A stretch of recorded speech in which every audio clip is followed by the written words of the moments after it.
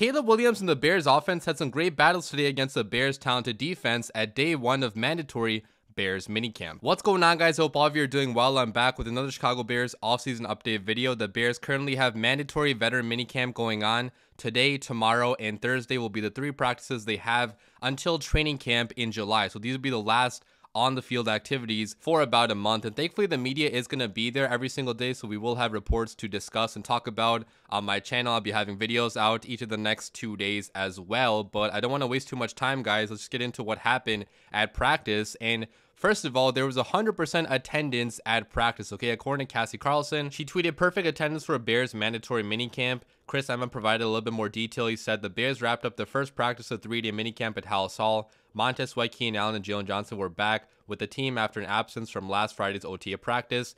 Sweat and Nate Davis appear to be limited. Now, Nate Davis is starting to worry me a little bit. I know it's only June right now, but he's been missing a lot of time in practice both last year and this year, and he did not have a good 2023 season. Now, part of that was due to suffering a tragedy in the family early on, which I'm sure affected his mentality, but I really do hope he can get back to practice and stay healthy and on the football field, because as of right now, signing Nate Davis to that contract is not really looking like a good deal in hindsight. Unless he has a great 2024 season, he could be cut next season because there's an out in his contract after 2024, but I hope he proves all of us wrong, because you know, so far it's not been good. But yeah, overall, good to see everybody here at mandatory minicamp. Nobody holding out or doing anything on their own. Everybody was there and present, which I love to see. But getting to what actually happened in practice, so it seemed like both the Bears offense and the Bears defense had their wins in practice. It was up and down. I think the offense, according to reports, won most of the day, but the defense won and dominated the 2-minute drill at the end. So I'll read reports about the offense first of all, talking about their success. And according to Courtney Cronin, she said that counted 13 of 15 passes completed by Caleb Williams in 7-on-7s. He threw 1 interception, looked like a miscommunication on the route, which was picked off by Kevin Byard. Zach Pearson stated mixed day of results for Caleb Williams and the Bears first team offense. Started good in the 11-on-11 drill. 7-on-7 was good for the most part. It should be, but did have an interception in that session as Kevin Byard picked him. Adam Johns stated similar things. He said Caleb Williams had success in 7-on-7s versus the Bears starters. Yes, they were all there. He had 1 errant throw picked off by Kevin Byard. And then Moriano said that it was an up and down day for the offense. Caleb started the 7-on-7s by completing all 4 of his passes, then got picked off. He responded next series with 2 tight window throws to Cole Kmet and Rome Odunze. On the pass to Odunze, Tyreek Stevenson was in coverage. And talking more in detail about the interception that Caleb threw, Adam Hogue stated that Caleb threw an interception. Flus said he took an extra hitch and was late over the middle. Called it one of those things Williams has to experience. Was really the only blemish on a solid day. So for the most part, guys, Caleb looked pretty good again. You know, obviously some hiccups here and there. The interception to Byard probably was not a good throw. It seemed like he was late on that throw and took 1 too many hitches, which those things are going to happen for a rookie. It's better for those things to happen in practice versus the real games. But obviously when the game starts, he's going to have some bad plays. He's going to have some bad throws in which there's going to be learning moments. For the young rookie, he's not going to throw 0 interceptions in his first year. But I do love that he's going up against such a talented defense in practice every single day, because this will truly prepare him for life in the NFL. Going up against Jalen Johnson, Tyreek Stevenson, Kyler Gordon, Kevin Byard, Jaquan Brisker, like all these guys force a lot of turnovers. They're always making plays on the ball. They're super physical, and they're not going to take it easy on the rookie, okay? Especially guys like Jalen Johnson, who's been talking trash at practice to the offense and to Caleb. Like, he's not going to take it easy on Caleb Williams, which is good for Caleb and his long-term development as a quarterback. He does not have cupcake matchups to go up against in practice to boost his confidence. He's going to have to earn these wins in practice, and it's going to make both the Bears offense and the Bears defense better as a whole. I mean, when he got probably the best receiving core in the NFL going up against maybe the best secondary in football, there's going to be very intense battles at camp. Like, these guys have egos and they want to win all of their matchups, which is going to make for a very entertaining training camp period when practice is open to the public. I cannot wait to go. But yeah, I mean, it's cool to see Caleb and the Bears defense battling like this. Kevin Fishbane also stated that Caleb had a very impressive throw, a sidearm quick throw to Rome Odunze to beat the blitz. And those are the type of plays that Caleb is going to make a lot in the NFL. Okay, he is one of the most talented throwers of the football I've ever seen in terms of changing up his arm angle, the velocity of the ball, just like Mahomes does, Aaron Rodgers does to some extent. I'm not trying to compare Caleb to those guys just yet, but in terms of what I saw at the college level, Caleb did superhuman things on a regular basis. Every single game, he had 2 or 3 throws at least where you just wonder how the hell did he get that ball off and how did he complete that pass. That's why he was selected at #1 overall, because he can do crazy game-breaking things like that. So good to see Caleb having success against the Bears starters on defense as well. I know a lot of guys were out the last week where he had a fantastic day, and some people were saying it's against the Bears backups, it doesn't matter. Well, today he played against the Bears starters on defense and still had a pretty solid day. So,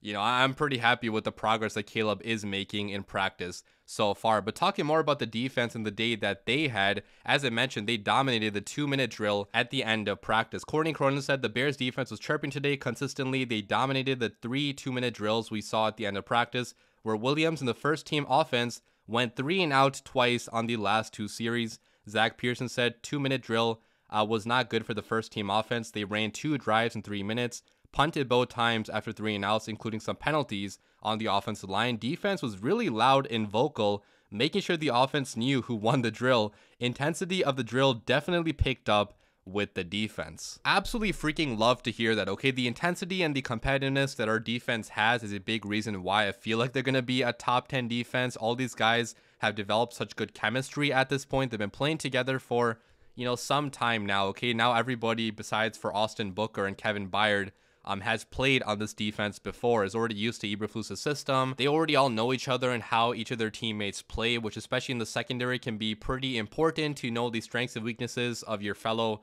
members in the secondary. And I just love that they're going to make life so difficult for the Bears offense in practice. You know, if the Bears offense wins a day in practice, it was an earned win, okay? It wasn't going up against any scrubs. If Caleb had a good day, he earned that win, which, as I mentioned earlier, is going to make both the offense and the defense better. And I do want to point out that Jalen Johnson especially has been talking a lot of trash, has been, you know, very competitive in these practices, which I know some Bears fans may have been questioning. Is he still going to be playing as hard after getting paid as he did before getting paid? And I think the answer 100% is going to be yes, guys. I mean, Jalen is that type of player that money is not the only motivating factor for him, okay? He likes to win. He likes to dominate his matchups, and having a veteran with that mentality is so important in a young secondary. Now we have Kevin Byard as an older guy in the secondary too, but in the cornerback room especially, you got Tyreek Stevenson, you know, Kyler Gordon, who are 2, you know, pretty young guys, and you got young guys behind them too. So having a guy in there that got his money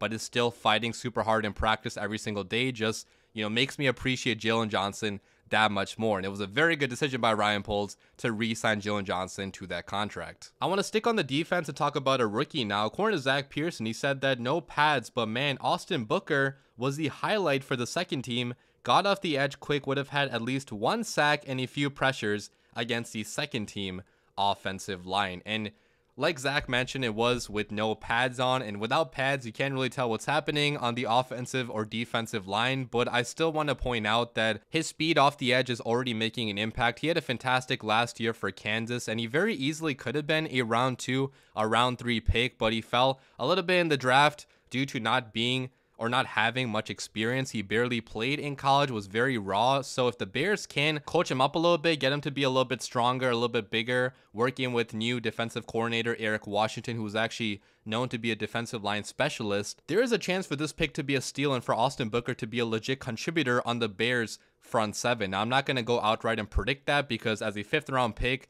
you know, it's still hard for those guys to develop into starters in this league, but Austin Booker certainly does have that potential. I think he should get some snaps even in his rookie year because the Bears don't exactly have a very deep defensive line right now. So, you know, the faster Austin Booker can be ready for the NFL, the better for the Chicago Bears, because we might need him a little bit at least during his rookie year. I also do want to talk about the punter a little bit, Torrey Taylor, because he's been absolutely lighting it up at practice as well. And people don't talk about him that much because he's a punter. It's not a very sexy position, but man, this guy has an absolute cannon of a leg, okay? Pat, the designer, actually took a video. I'll put that on the screen right now, thanks to him for the video, but he punted this from the 25-yard line, looks like, within the opposite 5-yard line. I mean, that's a 70-yard punt almost, and it seems like he almost put this ball into orbit, okay, with how high and how far he kicked that ball. And I'm telling you guys, man, I know he's a punter and we don't exactly want to see him